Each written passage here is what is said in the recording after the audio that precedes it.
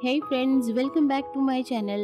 आज हम Band of Brothers इस सीरीज का 6th पार्ट देखने वाले हैं। तो चलते हैं सीधे वीडियो की ओर। पिछले वीडियो के अंत में हमने देखा था कि इजी कंपनी को बिना खाने के, बिना बारूद और हथियार के और बिना गर्म कपड़ों के वॉर में फ्रंट पे भेजा जा रहा है जंगल में। दरअसल बास्तोग्ने शहर के बाहर जो जंगल है उसे भी बास्तोग्ने जंगल ही कहा जाता है और इसी बास्तोग्ने जंगल में ये लोग गए हैं। और बास्तोग्ने शहर आपूर्ति व्यवस्था के हिसाब से बहुत ही ज्यादा महत्वपूर्ण था, इसीलिए जर्मन्स भी उसे अपने कब्जे में करना चाहते थे और इसीलिए पूरे शहर के बाहर हर दिशा में अलग अलग अमेरिकन कंपनीज को तैनात कर दिया गया था। और इस मिशन में शामिल हर अमेरिकन सैनिक की कहानी इजी कंपनी जैसी ही है। ठंड में घना कोहरा छाया है, जिसकी वजह से अमेरिकन्स को हवाई आपूर्ति नहीं भेजी जा सकती थी, क्योंकि अगर गलत जगह पर आपूर्ति को ड्रॉप किया गया तो जर्मन्स के हाथ लग सकती थी। और यहाँ पर बास्तोग्ने शहर को हर तरफ से अमेरिकन्स ने घेर लिया था और अमेरिकन्स को हर तरफ से जर्मन्स ने घेर लिया था। इसीलिए अमेरिकन्स तक आपूर्ति पहुँचने का सिर्फ एक ही मार्ग था, वो था हवाई आपूर्ति। आपूर्ति मतलब उनके लिए जरूरी सामान पहुंचाना। वीडियो के पहले ही सीन में एक अमेरिकन जो इजी कंपनी का डॉक्टर है, जिसका नाम यूजीन है, जैसा कि हम जानते हैं कि इनके पास हर चीज की कमी है, तो जाहिर है कि इस डॉक्टर के पास भी कोई मॉर्फिन तक नहीं बची है और ना ही कोई पट्टी है घायलों को बांधने के लिए। तो और बटालियनों के पास जाकर उसके लिए जरूरी सामग्री की तलाश कर रहा है, लेकिन वो रास्ता भटक गया है और उसे सामने कुछ लाशें मिलती हैं और वो डर कर वापस इजी कंपनी के पास आ जाता है। तब इजी कंपनी के ऑफिसर्स राउंड पर आते हैं और विंटर्स और निक्सन से पूछते हैं कि लाइन पर कई जगह पर आपके लोग नहीं हैं। तब निक्सन और विंटर्स बताते हैं कि हमारे पास सामान के साथ साथ लोगों की भी कमी है, फिर भी हम हर तरह से कोशिश कर रहे हैं लाइन पर हर वक्त मौजूद रहने की। और फिर ऑफिसर्स वहाँ से चले जाते हैं। उसके बाद यूजीन विंटर्स से उसके किट से पट्टी मांगता है और वो उसके साथी मेडिक के पास जाता है जो खुद को छुपाने के लिए गड्ढा खोद रहा था। फिर वहाँ सार्जेंट लिप्टन आकर उन्हें डांट लगाता है कि एक ही जगह पर दोनों डॉक्टर, अगर आपको कुछ हो गया तो बाकियों का क्या होगा। फिर लिप्टन को उसका साथी बुलाने के लिए आता है और लिप्टन वहाँ से चला जाता है। यूजीन भी उठकर इजी कंपनी के बाकी के सोल्जर से मॉर्फिन और पट्टियां मांगने की कोशिश करने लगता है। दरअसल हर सोल्जर को एक फर्स्ट एड किट दी जाती है, जिसमें मॉर्फिन, पट्टी और कुछ जरूरी चीजें होती हैं। तो यूजीन उसी किट में से मॉर्फिन और बाकी की चीजें मांग रहा था ताकि वो सोल्जर्स का इलाज कर सके जब जरूरत पड़ेगी। और फिर तभी दुश्मन का हमला होता है और जर्मन्स की तरफ से अच्छी खासी फायरिंग होने लगती है। अमेरिकन्स अपना बारूद बचाना चाहते हैं और अचानक से कोई चिल्लाने लगता है, मेडिक मेडिक, और यूजीन भागकर उस सोल्जर के पास पहुंचने की कोशिश करने लगता है और फिर वो पहुंच जाता है जिसे चोट लगी है उसके पास। उसके हाथ में चोट लगी थी। यूजीन उसे पट्टी बांधता है और तब तक जर्मन्स भी फायरिंग बंद कर देते हैं, क्योंकि अमेरिकन्स ने कोई फायरिंग का जवाब नहीं दिया था। और फिर यूजीन अपने साथी डॉक्टर के पास आता है और उसे तीसरी बटालियन को ढूंढने के लिए कहता है और वो चला जाता है। आगे जाकर जो डॉक्टर के साथ वाला सोल्जर था वो एक गड्ढे में गिर जाता है और ये गड्ढा जर्मन सोल्जर का था। वो गड्ढे से निकलकर उन दोनों पर फायर करता है, लेकिन दोनों भी बच जाते हैं और तीसरी बटालियन के पास पहुंच जाते हैं। और वहाँ से ज्यादा कुछ तो नहीं मिलता है इनको, बस कुछ पट्टियां ही मिल जाती हैं। बाकी चीजों की उनके पास भी कमी थी और वहाँ पर भी जर्मन्स का अटैक शुरू था, इसीलिए ये दोनों वहाँ से जल्द निकल जाते हैं। और फिर रात हो जाती है और अभी भी यूजीन सभी से उनकी किट मांगता फिर रहा है। यहाँ पर सोल्जर्स ने गड्ढे किए हैं और उन गड्ढों में वो बैठे हैं ठंड से बचने के लिए और दुश्मन से बचने के लिए भी। और उनके गड्ढे के ऊपर शीट या फिर पेड़ की टहनियां लाद दी है ताकि बर्फ उनके ऊपर ना गिर सके। और कुछ सोल्जर्स को शीट भी नहीं है और उन्होंने अपने गड्ढे पे पेड़ की टहनियां भी नहीं ढकी है।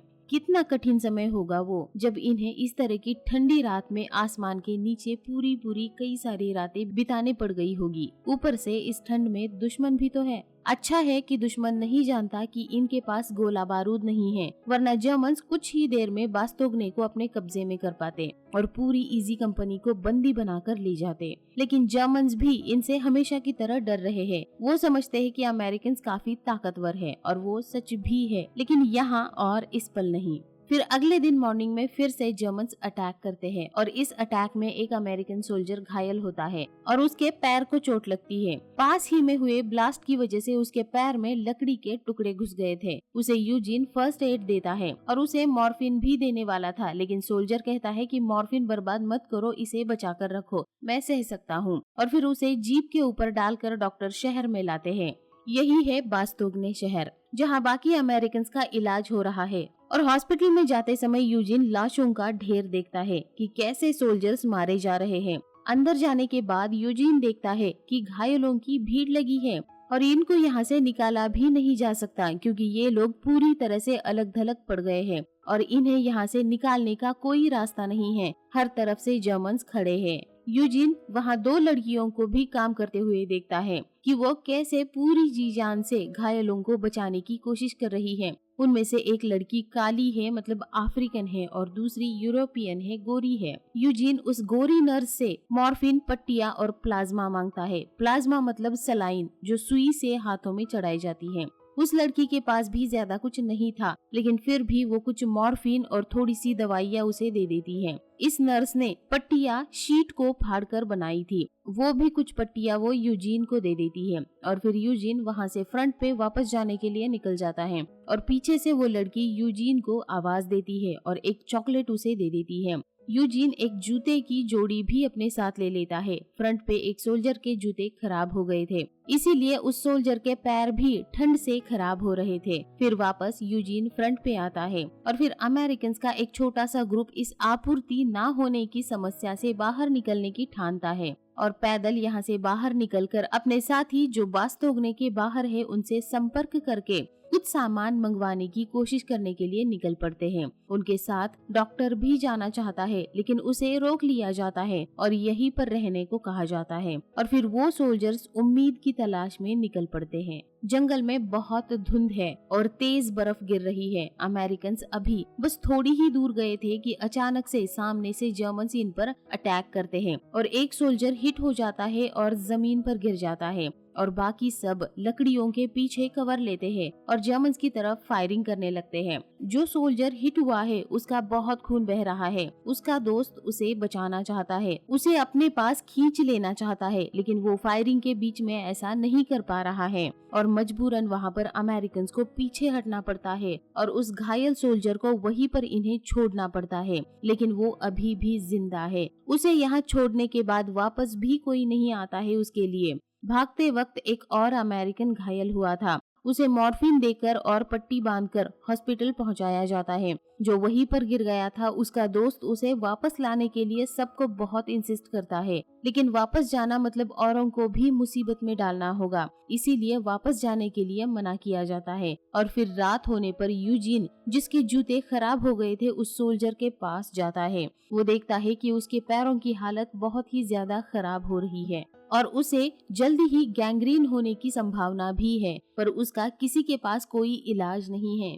फिर यूजीन, जिसका दोस्त आज मारा गया है, उस सोल्जर के पास जाता है। वो सोल्जर अपने बचपन के दोस्त को खोकर बहुत ही ज्यादा निगेटिव और दुखी फील कर रहा है। वो सोच रहा था कि अब वो उसके दोस्त की माँ को क्या मुंह दिखाएगा कि वो उसे अकेला मरने के लिए छोड़कर भाग गया था। फिर यूजीन उसे दिलासा देता है और अपने पास की थोड़ी सी चॉकलेट भी उसे खाने के लिए देता है और फिर वो तीनों भी सोने की कोशिश करते हैं। और फिर अगली मॉर्निंग में आसमान रोज के मुकाबले काफी साफ था, इसीलिए अमेरिकन प्लेन्स सोल्जर्स का जरूरी सामान शहर के ऊपर ड्रॉप करते हैं। लेकिन इस आपूर्ति में कोई गोला बारूद नहीं था और आपूर्ति प्लेन भी इतने ज्यादा नहीं थे, बस कुछ ही दिनों का खाना और कुछ ही जरूरी चीजें भेजी गई थी। फिर यूजीन और कुछ सोल्जर्स शहर में आते हैं जरूरत का सामान लेने के लिए। यूजीन हॉस्पिटल के अंदर मेडिकल सामान लाने के लिए जाता है, तभी वहाँ पर एक घायल सोल्जर आता है और नर्स उसकी मदद करने की कोशिश करती है। यूजीन भी उसकी सहायता करने लगता है। उस सोल्जर के पेट में गोलियां लगी थी और उसका बहुत ज्यादा खून बह रहा था। यहाँ पर कोई भी सर्जन नहीं था। इन लोगों को लगी गोलियां बॉडी से निकालने के लिए और उनके जख्म सिलने के लिए। यूजीन उसके पेट में हाथ डालकर उठाकर गोली निकालने की कोशिश करने लगता है। यूजीन और वो नर्स दोनों पूरी कोशिश करते हैं कि उस सोल्जर की जान बचाई जा सके, लेकिन वो सोल्जर वहीं पर मर जाता है। यूजीन और वो नर्स खुद को बहुत बेबस और लाचार दिखाई दे रहे हैं। यूजीन को अपने आप पर और हालात पर काफी गुस्सा भी आता है, लेकिन वो क्या कर सकता है। फिर यूजीन और नर्स दोनों बाहर बैठकर कुछ देर बात करते हैं। यूजीन नर्स से उसके बारे में और उस काली लड़की के बारे में पूछता है। क्या आप भी जिम जाकर हैवी एक्सरसाइज करके हार चुके हैं?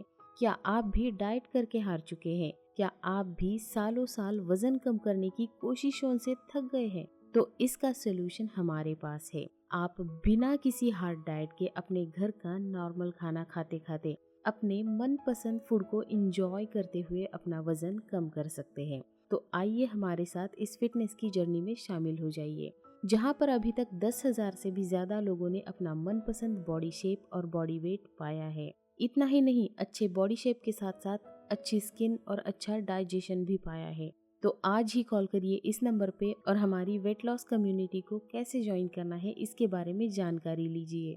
और वहाँ पर एक और घायल सोल्जर आता है और नर्स उस सोल्जर के पास चली जाती है। फिर रात हो जाती है। आपूर्ति में सोल्जर्स के लिए गर्म कपड़े नहीं भेजे गए थे, इसीलिए इन्हें ऐसे ही कुछ और रातें ठंडी ही बितानी पड़ेगी। अगले दिन मॉर्निंग में जर्मन्स इनकी तरफ आगे बढ़ते हैं और इन पर फायर करते हैं। अमेरिकन के पास गोला बारूद की कमी है। अमेरिकन पहले तो फायर नहीं करते, लेकिन जर्मन्स बहुत नजदीक आते हैं तो अमेरिकन भी फायर करना शुरू करते हैं। इसमें एक सोल्जर को हिट हो जाता है। डॉक्टर उसे वहीं पर पट्टी बांधता है और एक सोल्जर की मदद से उसे वहां से खींचकर दूर ले जाता है। फिर उसे प्लाज्मा देता है और गाड़ी पर डालकर उसे हॉस्पिटल में लाया जाता है। हॉस्पिटल में घायल सोल्जर्स की भीड़ बढ़ती ही जा रही है। फिर यूजीन वापस आता है। तब तक कॉम्बैट खत्म हो गया था और जर्मन्स भाग गए थे और सोल्जर्स खाना खा रहे थे। इनको ये खाना लंबे वक्त तक चलाना पड़ सकता है, इसीलिए सभी को बहुत ही थोड़ा थोड़ा खाना दिया जा रहा है। और फिर वहाँ पर ऑफिसर आते हैं और एक संदेश सभी को पढ़कर दिखाने लगते हैं।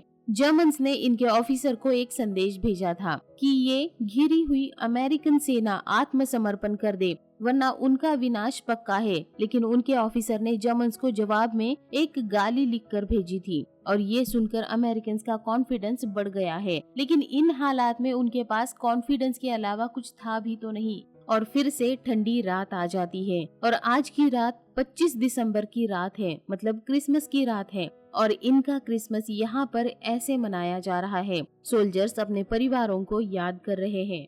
इन सोल्जर्स के पास सिगरेट भी खत्म हुई है, लेकिन किसी ने छुपा कर रखी है कुछ सिगरेट और 3 सोल्जर्स वो सिगरेट पी रहे हैं और इस तरह से ये लोग अपना क्रिसमस मना रहे हैं। 2 सोल्जर्स थोड़ी सी आग गर्माहट के लिए जलाते हैं। विंटर्स उन्हें रोकने की कोशिश करता है, लेकिन वो दोनों कहते हैं कि सिर्फ 5 मिनट के लिए। और तभी दुश्मन इन पर आर्टिलरी फायर करता है और ये आग जलाने की वजह से हुआ था और एक सोल्जर घायल हो जाता है। सभी मेडिक मेडिक करके आवाजें लगाने लगते हैं, लेकिन यूजीन वहाँ नहीं आता और 2 सोल्जर उसे बुलाने के लिए जाते हैं। यूजीन वहीं पर बैठा हुआ था। उसे ये दोनों उठाने की कोशिश कर रहे हैं, पर यूजीन मेंटली अपने आप को संभालने की कोशिश कर रहा है। वो बहुत ज्यादा निराश है। फिर उसे जबरदस्ती उठाकर जाने के लिए कहते हैं और ऐसा करते समय यूजीन से एक सोल्जर के हाथ पर चोट लग जाती है। यूजीन घायल सोल्जर के पास जाता है, पर उसे देखकर वो वहीं पर रुक जाता है और विंटर्स उसे आवाज लगाता है और जैसे